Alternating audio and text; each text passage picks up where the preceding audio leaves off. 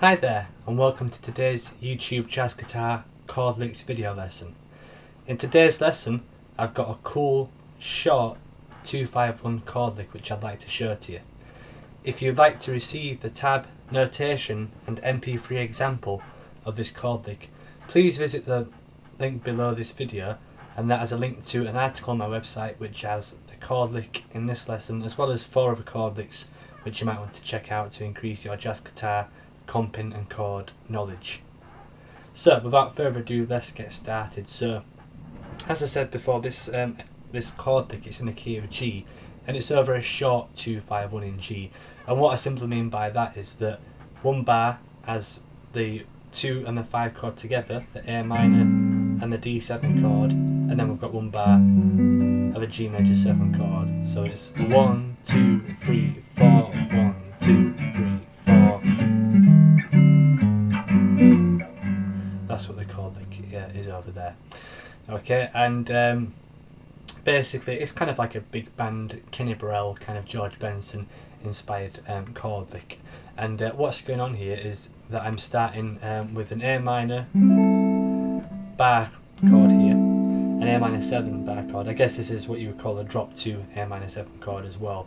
I've got the 7th, 3rd, 5th and root there, and that's one of the 4 A minor 7th drop 2 chords you'll know if you know what they are. If you need to brush up on drop 2 chords, there's a video lesson on this channel called How to Play minor 7th drop 2 chords, which I suggest you check out if you need to know what they are. Always better to have the knowledge of the chords themselves rather than just learning them as separate entities, I'd recommend kind of brushing up on it. Any of these chord types, if you don't know them, looking on the website or looking on this channel for videos about them. Okay, so yeah, A minor, drop 2 chord, and then what we have is this chord becomes an A minor 9th chord by basically, I like to use my 4th finger there and add that to the B natural 7th fret of the high E string, and I'll usually do that by picking, but I guess you could do it with a hand on if you want.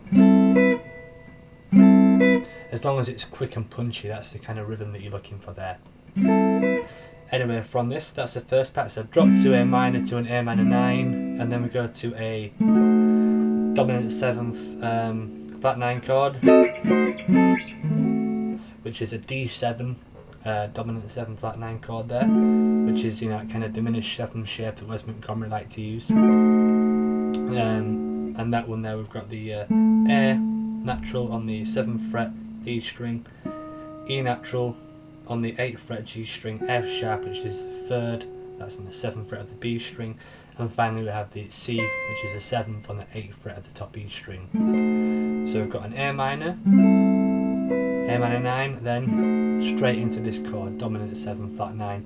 Again, I'm saying that if you know these chords already, it's going to be a bit easier to get into these rather than kind of having to learn the chord shapes before.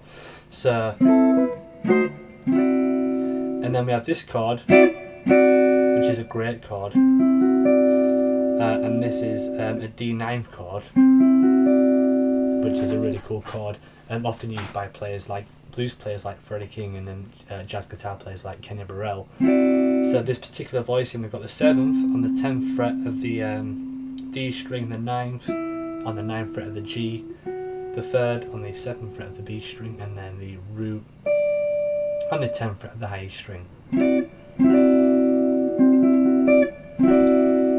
Yeah, so this is a chord you'll hear, on songs like Hideaway. So it's a great voicing to use. So it might take a bit of practicing and getting used to if you don't know it already, but it's one that's well worth knowing. So to recap what we've got so far: A minor 9th, then the dominant 7 flat 9 chord, then we've got a natural 9 chord. Probably that's one thing why this movement works so well, because you're going from a flat 9 to a natural 9 there. You can see the E flat going to an E natural, and then the finishing chord is a G major 7 chord, sorry, a G major 6 chord there. We have the root on the 10th fret of the A string, the 3rd on the 9th fret of the D string, then the 6th on the 9th fret of the G string, and then the root again on the 8th fret of the B string. It's G major 6. So slowly, if you put it all together,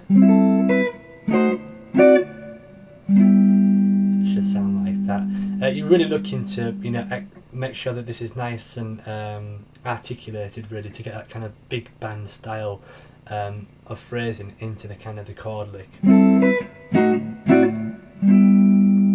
So I tried to make it nice and punchy. But there you have it. It's just a short little chord lick, but I think it's great fun to play, and it's a great one to add into your jazz guitar comping and also your chord solos. So I do hope that you've enjoyed this lick. If you did like it, there are several other chord licks and, you know, even single line licks in an ebook which I've got called 50 Essential Jazz Guitar Licks, and that's linked in the bottom of this video here, so you can go ahead and check out the link underneath if you want to check more about that ebook. I'd recommend checking it out if you want to kind of learn more licks, both chord licks and single line licks. But anyway, I hope you enjoyed the video lesson here. If you did, I'd really appreciate it if you could click the like button. That would really help me out. And also, if you could subscribe to this channel, that would help me out as well. That way you'll get free access to all the brand new jazz and blues guitar lessons which I post. So thanks for checking this lesson out, and I'll see you next time. Cheers.